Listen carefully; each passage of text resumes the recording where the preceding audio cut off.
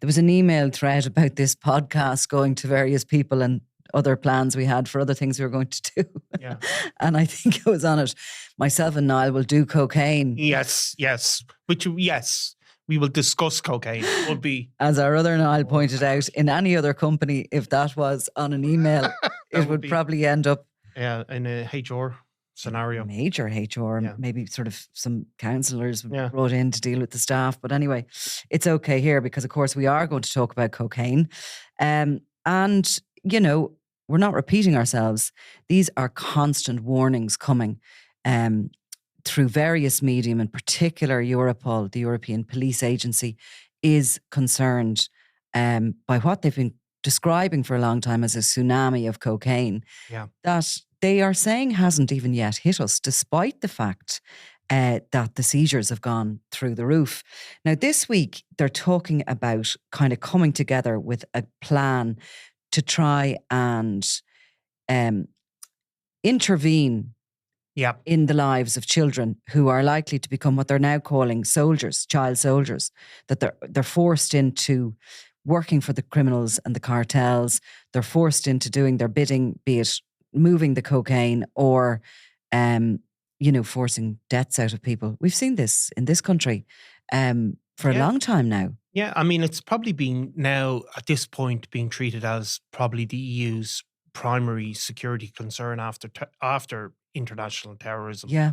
So, I mean, I think they were in one of the figures in The Guardian there this week, they estimated that there was 303 tons of cocaine seized in 2021. That's the latest figures. That's the latest figures. And it's been growing since 2014. So we're 2021, we're now in 2023. Yeah. And their fears are that 2023... Yeah. I mean, look, we got 2 tons off the coast of West Cork. Yeah. And there was cheers and celebrations and, oh my God, that's so much cocaine. But actually, in the greater scheme of things, it's just a little blip. And that's before... Yeah. These are seizures we're talking about. That's before what they get in, which was always estimated to be, 10 times that more? Something like that. They always say 10%, between 10 and 20% is seized. Is seized. Like that's the sort of rough figure. I suppose what you see is that the European authorities are no longer treating it as solely as an issue of public health and drugs. They're treating it increasingly as an issue of corrupting society, I suppose. Obviously, we had the European Commissioner for Home Affairs. Is it Eva Johansson? Ylva, I would have called her. Johansson. She's Swedish. Yeah, and so what she's speaking about is basically the corruption of young people in society across Europe, and how, as you said, these young teenagers are being groomed into this life, and the social consequences of that. I mean, that is what they're speaking about. I think she's gone a step further than grooming. We talk about grooming, and we've grooming legislation here in Ireland now, and we've talked about grooming a lot, about these drug gangs kind of like identifying vulnerable children and luring them in. Grooming is quite a mild term as a word. Yeah. But she's actually talking about them being radicalised. Yeah. And radicalised to become killers. And she says they are the drug gang equivalent of child soldiers. The drugs trade orchestrated by organised crime is one of the most serious security threats facing Europe today, and the situation is escalating. Yeah. So, and it is a radicalisation. I'm glad that word is finally kind of entering the arena, because when you see young children, and for some reason my mind is going to Drogheda a lot. Yeah. I suppose given what happened there in recent years with Keane Mulready Woods. But those kids are plucked from, a lot of them, not speaking about Keane Mulready Woods, but some of the kind of the kids that we would have come to know of from working on that story of the feud and everything that engulfed Drogheda. You're seeing kids that are from marginalised areas. A lot of them are from marginalised families where there has been parenting issues, where they have fallen through the cracks in education and with the social services. And they are being taught that their way to road to riches, to success, to belonging is through becoming killers. Yeah, and of course what the EU is saying is that it's a process of radicalisation, and you remember during the sort of in the UK, they had de-radicalization for people that became involved in Islamic militant groups. And the idea of that, why they had to do de-radicalization, was that you can't just, if you put somebody in prison, for example, that doesn't solve the problem of having a radicalized person, and you have to re-educate them. And I suppose Miss Johansson, is drawing an equivalent for this, is that it doesn't matter that somebody is 13 or 14 and gets sucked into this lifestyle. What she's saying is that to get them out of that lifestyle is not simple, because if they've adopted a whole other moral standpoint. And that's what they're saying. I mean, I don't think that kind of this new wave of focus from the EU or European authorities is to do with the public health threat caused by the existence of coke and, the damage it might do to people in terms of addiction or other health problems. But what they're really seeing is a societal effect. The collateral effects of and all that money we talk about that and you have just goes up the chain to the leaders of these gangs. Exactly. And if you were to be cynical about it, you could say that other waves of drug epidemics have caused huge social problems and people didn't maybe care. But I think what they're, and if you were to be cynical, you'd say, well, this is starting to reach into ordinary society, and that now they're starting to take action. You could say that cynically. Coming off your interview only this week in relation to the IRA and organised crime, very interesting point in it was, that heroin epidemic, would it have been tackled differently had it happened in Foxrock or Blackrock? And also, should the state not have gone in there to back up the concerned parents movement in the beginning? It was a really interesting interview. I really enjoyed it. I was listening to it in the car. So I think you see that, like this same week, there was a really interesting interview in the Financial Times. We don't always quote the Financial Times on I think we're very highbrow in here. Well, certainly a couple of, one or two of us. But so it's an interview with a leading executive in is it pronounced Maersk, which are one of the big logistic companies that basically run. They're Swedish, are they as well? I think they are, and they run container ships, really. So they would do a lot of the transatlantic traffic. But it's an interview with a leading chief. He's an executive of one of the offshoots, Keith Svensson, he is saying that what has happened to the supply chain is drug gangs have infiltrated it to an extreme degree. And what he is saying, shipping companies are dealing with some of the most dangerous people in the world. The way that these people are infiltrating the whole supply chain, not only the shipping side or the port side, is rather extreme. So what he's saying is that, European drug gangs is what he's talking about, that they've infiltrated it from root to branch in terms of the shipping, and that what they are being forced to deal with is, he says, his biggest concern is a duty of care towards his staff rather than the costs or the risks of it. And there have been incidents where there is infiltration, where employees are being coerced into helping drug gangs. So they're basically saying that from the second that products are picked up, say in somewhere in South America, say legitimate products, and from the time in which they land in a European port, that every stage of that process has been corrupted at some point. The guys who pick it, the guys who pack it in trucks, the guys who bring the trucks to the ships, the guys who load the ships, the guys who sail the ships, all of these are being infiltrated.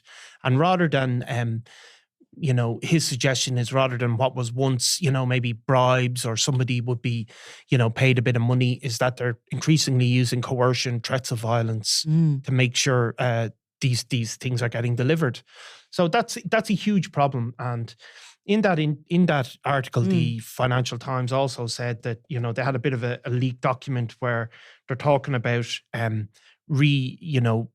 a reintegration of the security in European ports, and that this has to be done, and they have to draw up these common risk criterias to work across a European basis.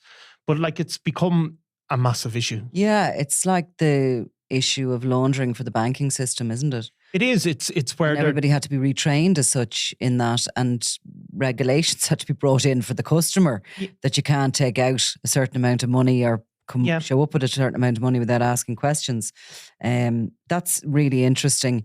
I think Maersk were the shipping company behind the MSC Guyane. Had nothing to do with them. They didn't realise. But again, their crew was infiltrated by a Balkans gang who basically employed people to go onto that ship, and it collected billion. It was the first €1 billion cargo of cocaine that was found coming to Europe. To Europe. It was found in Philadelphia.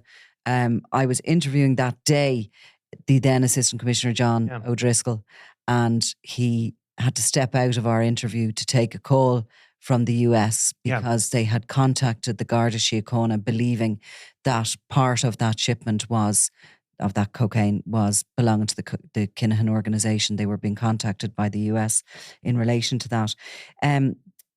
I mean, look, there's another interesting information coming out of Le Havre, the French port, where the dockers reports are being threatened. Yeah.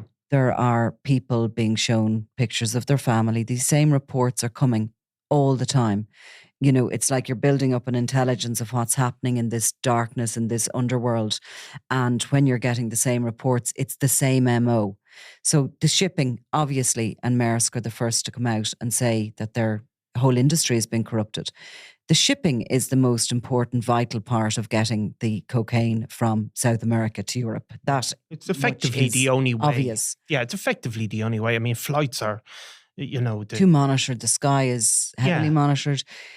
Flights, I'm sure, listen, I'll tell you what, we're probably saying this now and they're probably already loading up some passenger planes somewhere with a load of cocaine, and I'm sure there's plenty of routes in through the sky to various countries into Europe, and they're trying every which way. But the shipping routes are hugely problematic, and I think we're seeing all the time this MO that has become apparent that was there from the beginning of time, but seems to be the big thing at the moment, that the container ship is breaking up the loads at sea. Yeah. That they are leaving these navigational marks for other fishing vessels to go out and collect it. Sometimes they're transferred further inshore, and then smaller fishing vessels are going out to collect them. I mean, there was another 210 kilos of coke found off the coast of between Belgium and Holland there. Again, I mean, and that followed on from another one a few days before in roughly the same area, following on from a couple of one in the Isle of Wight, was it? And one in Dover, and back to Ireland, 3 weeks earlier or whatever. So it's just going on all the time. I think what Maersk are talking about is, where they're, as he describes it, it's where they're saying that what has gone wrong is we have international drug trafficking using legitimate infrastructure to move that product by infiltrating supply chains. So that's the two type, where literally a ship is hired and it's solely for the purpose of carrying cocaine across the sea, or where there's a legitimate cargo and the cocaine is mixed somewhere within it. But we've seen a lot, of course, in South America has been through fruit shipments has been probably the most common, hasn't it, in recent times? Yeah, I think the bananas. I mean, that's just I mean, in Antwerp actually, they have they are the biggest problem. And I was in Antwerp port this summer. It's just phenomenally big. There's a huge amount. I mean, it's the entry point to Europe, not just for cocaine, but for all our bananas. Practically, that is the big problem. Yeah. And it's coming in those. But in Antwerp, they have decided, they've upped the policing, the customs officers there by 100. They have decided they now just have to routinely check every consignment of bananas that comes in through that port. So, of course, the cocaine smugglers are just going to move to another product. This is the problem. But there's an interesting, Laurent Laniel of the European Monitoring Centre for Drugs and Drug Addiction, and they're the EMCDDA who often release these reports. He was talking this week and saying that they're seeing a concerted ongoing attempt to flood Europe with cocaine. It's still an expanding market. It shows no sign of slowing. And he's talking about that the consequences are that within Antwerp, Rotterdam, Le Havre, the big ports of entry, there is this spiraling corruption. And like what Maersk are saying about their entire industry, they're talking about the entire port system is being corrupted. Yeah. But interestingly, and this is the first time I've seen this figure, let me find this. It's what the dockers can get for landing. Here we go. Sorry. He talks about many of the people working around the port needing little encouragement. The tariffs that have been found by police, the going rate for helping to extract a container from the port is €75,000. And that's a drop in the ocean for the amount, the value of the product in that container. But if you think that you're on a salary of about 50,000 and you have control in your job about what containers get the green light to leave the port, and somebody is offering you 75,000 tax-free, it's hugely tempting. If they're offering you that, and if you don't take it, they have a photograph of your children going to school, your family, they know your address. I mean, it's leaving people so vulnerable that clearly something has to be done to up the security around the individuals working in these industries. So, I mean, this is, as the Financial Times are reporting, that the EU Commission have drawn up this plan. It's going to set up this organisation called the European Ports Alliance, that 200 million will be allocated to fund extra equipment to scan containers in 2024. That the Commission will also urge member states to set up companies or set up means to, and this is the quote, screen and vet their employees to avoid corruption by criminal networks. And they give some of the statistics for at the level of scanning that goes on at the moment. So Antwerp, as you saw, which has been the focus of a lot of both the trafficking and the security measures, it currently only scans about 2% of the goods that pass through its port. But they now, under this new plan, they would scan all containers coming from Latin America and considered high risk by 2028. At the moment, about 5% of them are scanned. Right. I think that means a sort of random checks, I presume, is what they mean by that. So this is a sea of containers, so it is extraordinary. I've been to a couple of major big ports over the years: Rotterdam, Hong Kong. And that's what I do in my hollybops. I go and see ports. I know I've been working, and I've always gone to the ports because they're such key in all sorts of smuggling. But the thing about Antwerp, what I learned when I was there was, of course, it's the diamond capital of Europe and always has been.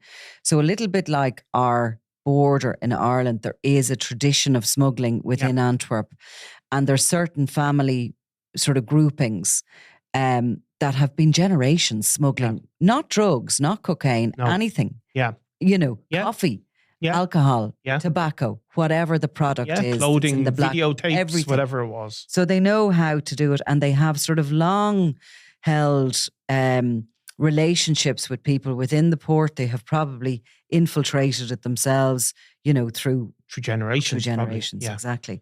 So it's a kind of a multifaceted problem in Antwerp with a small population, actually. And up until the summer,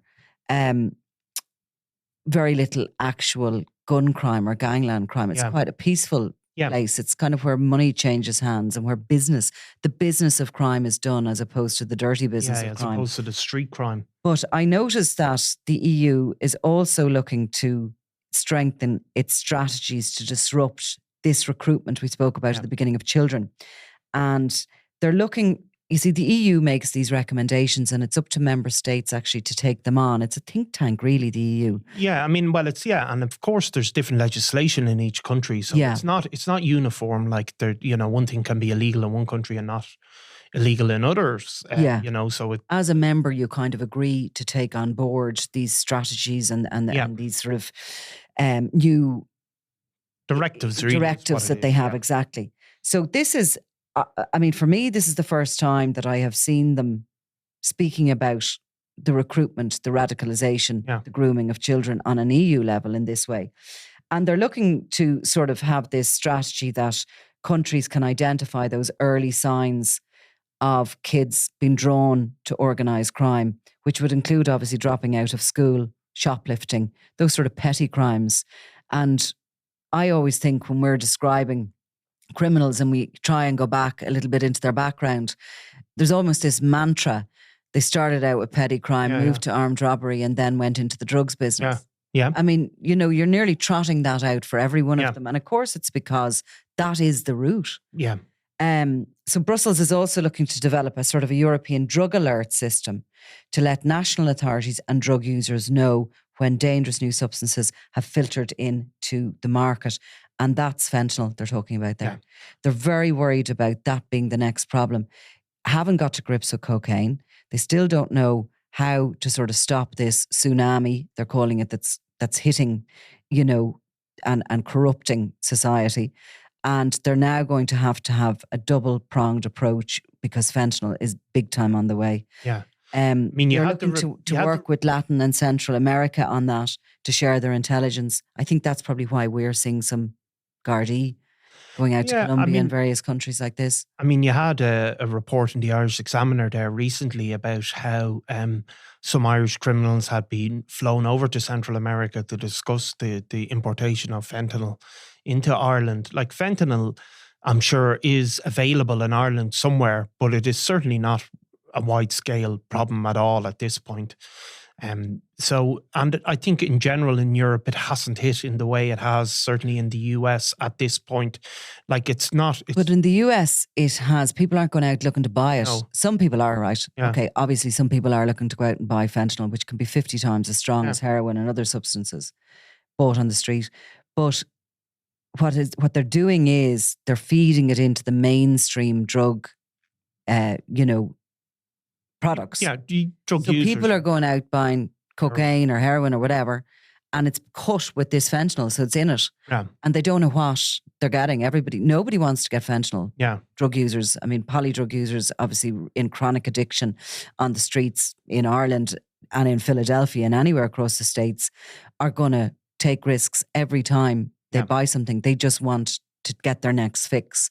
And they absolutely have to be looked upon as having a medical complaint that needs to be medically treated.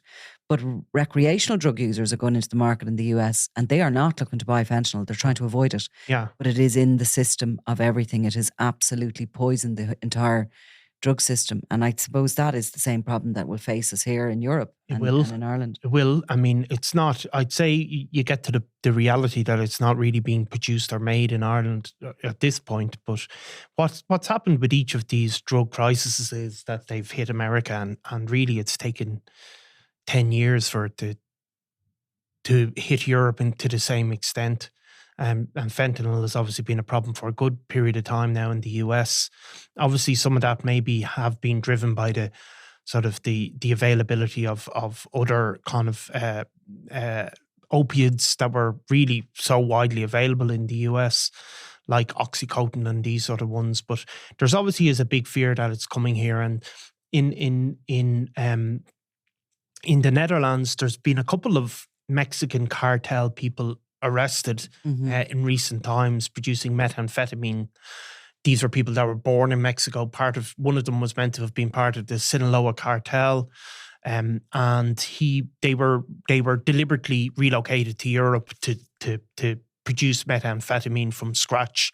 And there was a belief that they were going to produce fentanyl from the base products as well, because I think once somebody knows how to do that, it can be very quickly mass produced.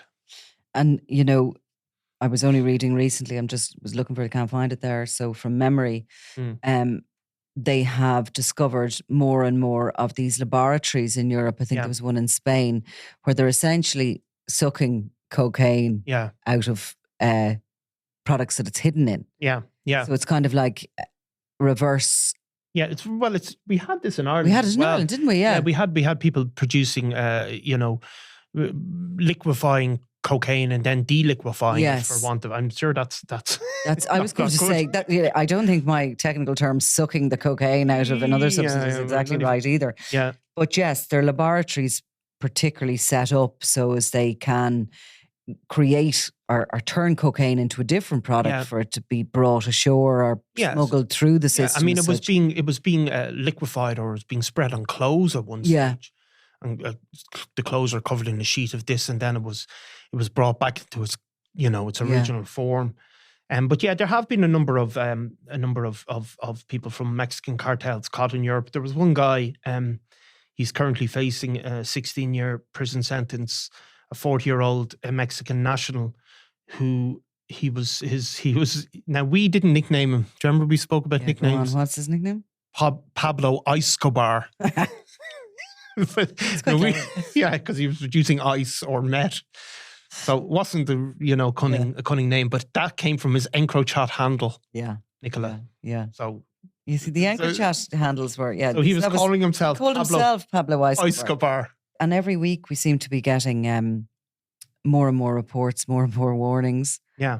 On cocaine, and I think slowing the demand. No, there's nothing slowing the demand, but I think there is a recognition now that you see, like, these problems when they face countries, like they only take action when it filters into broader society, and it's I think it's justifiably cynical to say that if you look at the fentanyl crisis in the US. People didn't care that people were dying hand over fist in the US until it became a political issue, that the Republican Party really wanted to use it, to do it, their things on immigration, and they wanted to attack the Democrats and various reasons. So it's become a huge political issue. And also because so many celebrities died from it. Exactly.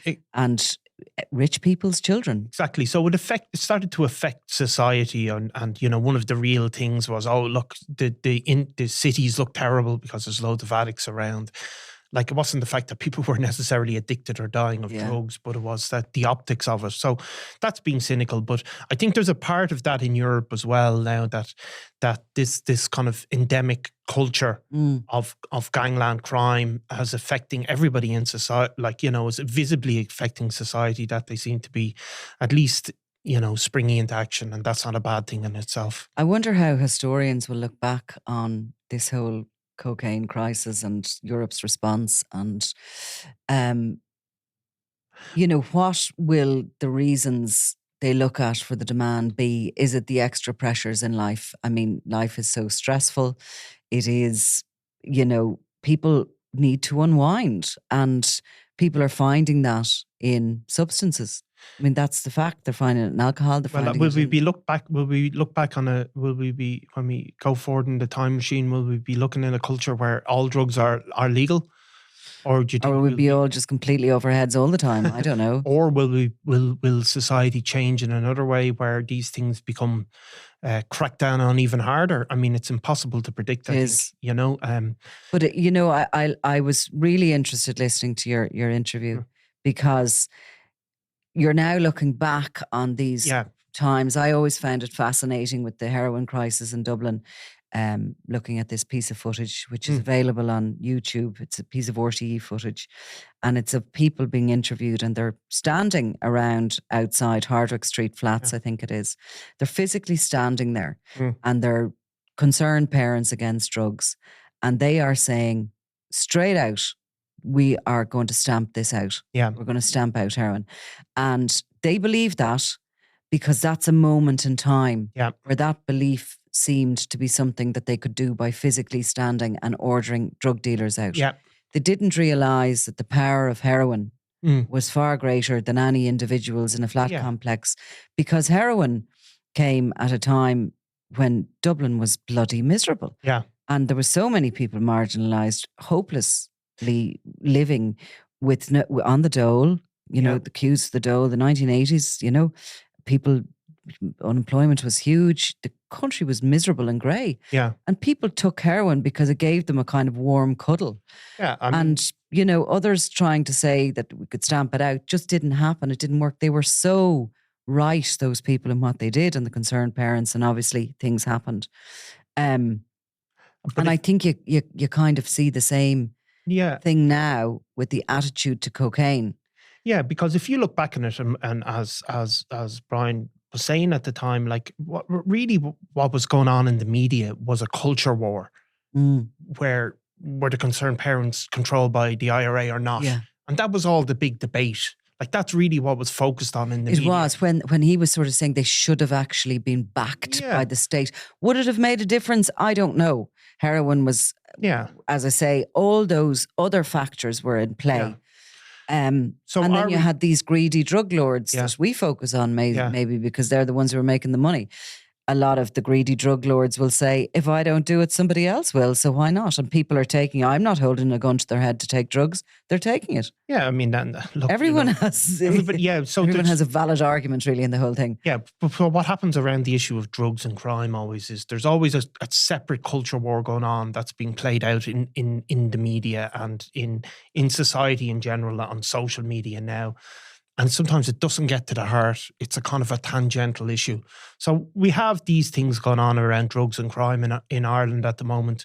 How it'll all play out, like, I wouldn't be confident predicting anything. But no, I have to say, I think that the one big realisation that's going to come, I mean, if I can look into the future at all, and just from a little bit of information, and I think some of that EncroChat that's coming up, cases that are before the courts, I think the level of corruption, which we're seeing again and again being mentioned in these reports, I think that is absolutely going to be mega, and it's going to be an eye-opener for everybody.